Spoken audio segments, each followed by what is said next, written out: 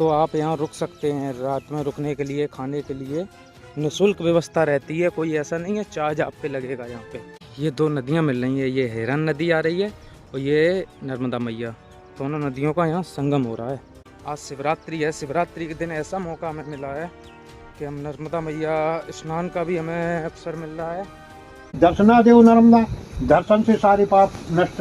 और दर्शन के पहले स्मरण, जो स्मरण कर ले उसके कई जन्मों के पाप नष्ट। नर्मदा कह लो, हर हर नर्मदे। ये सामने लिखा है कर्क रेखा। कर्क रेखा यहाँ से गुजरती है, यानी कि NH 34 पर। अब यहाँ से हमें पहुँचना है बांदकपुर। बहुत बढ़िया, बहुत अच्छे। दो रन डबल जाओ।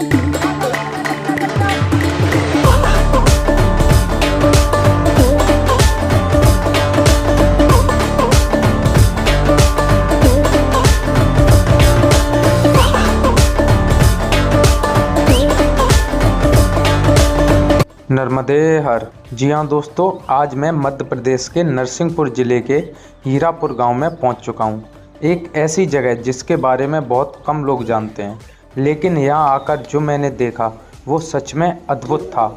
जी हाँ दोस्तों, यहां पर नर्मदा मैया और हिरन नदी का पवित्र संगम हो रहा है। दो नदियों का ऐसा मिलन मानो प्रकृति खुद भगवान शिव की आरती कर रही हो। मैं पहली बार इस जगह पर आया हूं और सच कहूं तो इस दृश्य को देखकर मैं चकित रह गया। संगम के ठीक पास स्थित संगमेश्वर महादेव मंदिर। मान्यता है कि यहाँ स्वयं भगवान शिव का आशीर्वाद प्राप्त होता है। सामने ही गांव पड़ता है, वहां पर भोले बाबा ने खुद तपस्या की है। नर्मदा मैया का पवित्र जल और हिरन नदी की धारा जब यहाँ मिलती हैं तो इस स्थान की ऊर्जा कुछ अलग ही महसूस होती है। यहाँ खड़े होकर ऐसा लगता है जैसे सारी चिंताएं इस जल में बह गई हों। हवा में एक अलग ही शांति है। मन अपने आप हर हर महादेव बोल उठता है। मैंने सोचा नहीं था कि नरसिंहपुर ज़िले में एक ऐसी दिव्य और मनमोहक जगह मिलेगी। यह स्थान सिर्फ एक पर्यटन स्थल नहीं है, यह आस्था, प्रकृति और आत्मा का अद्भुत संगम है।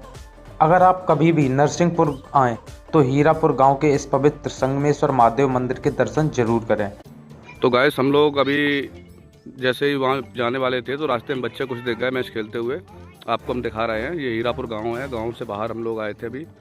तो जैसे ही नाइट होल्ड करके हम उस पहाड़ से सामने से आ रहे थे वहाँ से, तो ये रास्ता जा रहा है आश्रम के लिए। तो यहाँ पे इस फील्ड में कुछ बच्चे मैच खेलते हुए हमें दिखाई दिए हैं। तो उनके साथ हमने अपनी, ये आप देख सकते हो, ये हमारी बाइक खड़ी है, बाइक खड़ी कर दी और इन बच्चों के साथ हमने पूरा मैच अपना बना लिया है। और ये पीछे हमारे विशाल भाई खड़े हैं विकेट कीपिंग के लिए, और मैं अपोजिट साइड में हो गया हूँ। बट गांव वाले ने बोला कि भैया कुछ मैच में पैसे लगा लो, तो ज़्यादा तो नहीं, हमने 5 रुपये लगा दिए हैं इसमें। और वैसे 10 रुपये का मैच था तो 5 रुपये अपन ने लगा दिए। तो इसमें हम भी अभी इन बच्चों के साथ 50% के टीम पार्टनर बन चुके हैं। और लगभग मैं 10-12 साल बाद, 2012 के बाद आज मैच खेलने का मौका मिल रहा है, 15 फरवरी 2026 को। ये देखो, जैसा आप ये देख रहे हैं। चलो यहाँ से नीचे चलता हूँ। ये आश्रम पे रात को जो हम पहुँचे थे ना, इसी आश्रम पे पहुँचे थे। अभी नर्मदा मैया स्नान के लिए चल रहे हैं। और जो बताया था कि नर्मदेश्वर महादेव को भी हमें खोज करनी है। ये देखो सीढ़ियाँ बनी है, नीचे उतरते जा रहे हैं। हम दोनों ही लोग हैं, मैं और धनंजय भाई।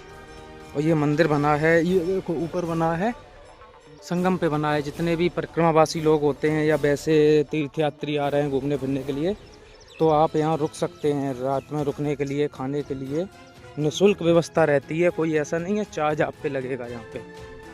अभी ये हम नर्मदा जी के तलहटी में देख रहे हो। ये हमारे यहाँ इसे अपने यूपी में, उत्तर प्रदेश में गेहूँ बोला जाता है। और समतल भूमि में ज़्यादातर इसे देखा होगा, समतल भूमि में बोए जाते हैं। लेकिन यहाँ देखिए पहाड़ी पे भी एक बराबर कैसे खड़े हैं। लेकिन इनका वो देखिए।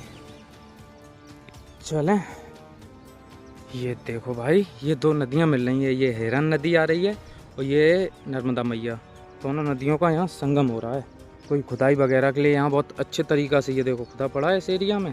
यही हम ढूंढेंगे चल के नर्मदेश्वर महादेव को। सबसे अच्छा जी, यहाँ आज शिवरात्रि है। शिवरात्रि के दिन ऐसा मौका हमें मिला है कि हम नर्मदा मैया स्नान का भी हमें अवसर मिल रहा है।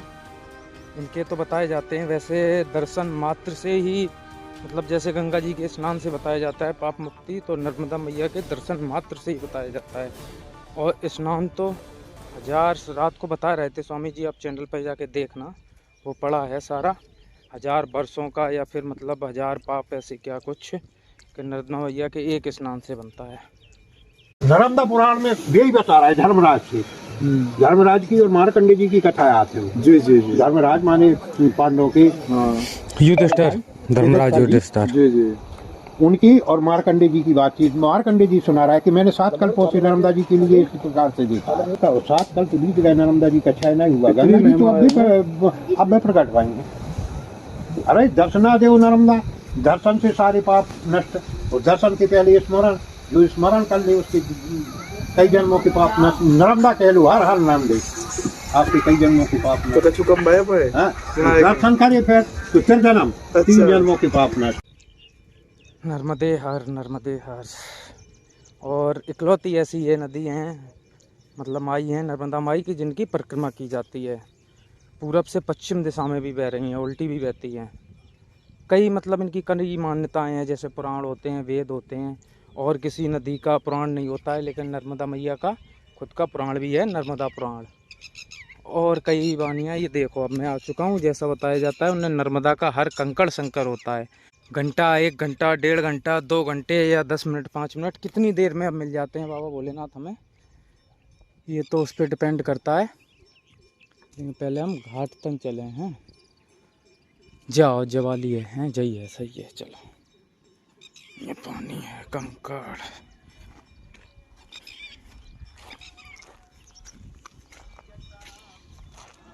नर्मदे हर दोस्तों, नर्मदे माई के दर्शन करके सुबह में, फिर दोपहर में हमने भोजन वगैरह खाया। फ़ोन हमारा चार्ज नहीं था, इस वजह से हम वीडियो वगैरह कुछ रिकॉर्ड नहीं कर पाए थे। लेकिन वहाँ से हम फिर निकल दिए थे बांदकपुर के लिए। जी हाँ दोस्तों, बांदकपुर जो दमोह जिला में पड़ता है, बाबा भोलेनाथ का गांव। और रास्ते में हम चलते जा रहे थे जबलपुर सागर हाईवे NH 34 पर।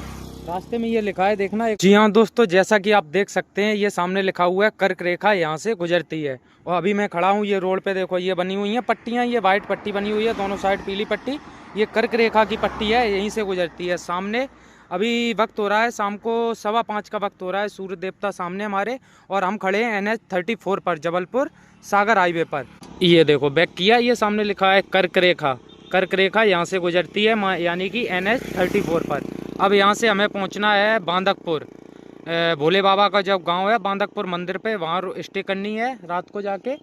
और अभी हम ये खड़े हैं, आपके दमोह जिला में एंट्री हो चुकी है हमारी आके, ये कर्क रेखा के पास में, जहाँ बोर्ड लगा है मेन रोड पे।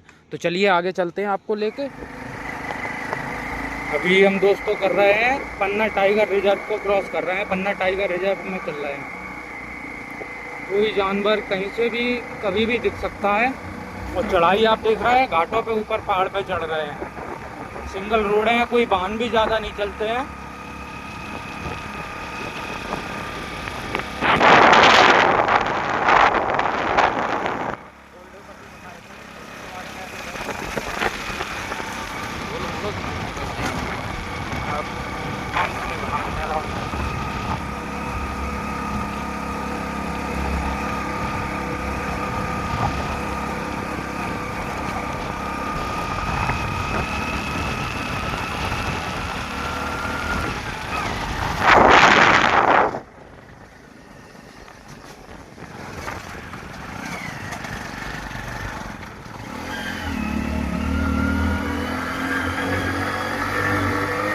चढ़ाई देख रहा है कितनी खतरनाक है। पहले गेयर में गाड़ी ले चलनी पड़ रही है, देखो नीचे से आ रहे हैं, वहाँ से देखो उधर एक दिख रहा है उनको।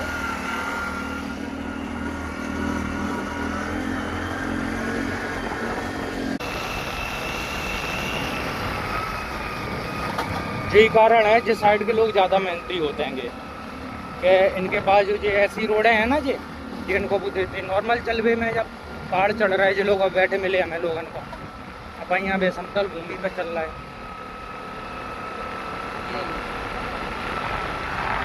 उनकी दिनचर्या में पहाड़ चढ़ो उतरबो रोज।